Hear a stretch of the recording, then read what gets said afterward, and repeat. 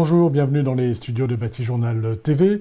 Avec moi, Monsieur Antoine Damécourt, bonjour. Vous êtes le président de la Fédération des syndicats forestiers privés, Francilva, et vous êtes aussi membre de l'interprofession France Bois Forêt. Et je vais vous poser une question sur les enseignements que vous avez tirés de la crise sanitaire, à la fois dans les usages et dans les pratiques. Écoutez, ça a été un moment très important. Je suis également maire d'une commune rurale de 600 habitants dans la Sarthe.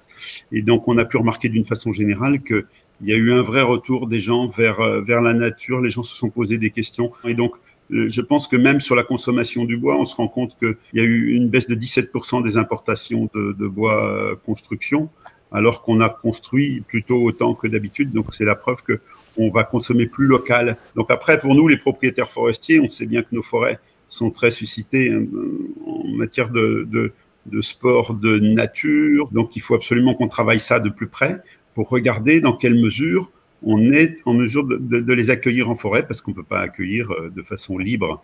Tout ça, ça pourrait être une atteinte à la biodiversité. Les 3 points de la forêt qui sont le social, l'environnemental et l'économique, ou l'économique, le social et l'environnemental, on peut le mettre dans le sens qu'on veut, sont très importants. Il va falloir qu'on s'habitue, c'est un peu nouveau pour nous, mais qu'on organise tout ça, parce qu'on ne peut pas le faire de façon désorganisée. Voilà, il y a un besoin de forêt de la part du grand public suite à la crise sanitaire. Ce n'est pas qu'un besoin de forêt pour aller se promener, mais il faut aussi savoir la respecter et apprendre à la connaître. Oui, il y a des formidables atouts. On le voit bien, une forêt dite primaire n'est pas une forêt dans laquelle les gens ont envie d'aller se promener. La grande majorité des Français, la forêt dans laquelle ils préfèrent se promener, c'est les forêts domaniales qui subissent la main de l'homme depuis Colbert. Donc il faut qu'on arrive probablement en forêt privée aussi à faire ça, mais ça veut dire que derrière, il faut des propriétaires qui soient volontaires pour le faire, parce que ça reste des lieux privés. C'est quelque chose de nouveau qui fera peut-être changer les pratiques de certains propriétaires forestiers.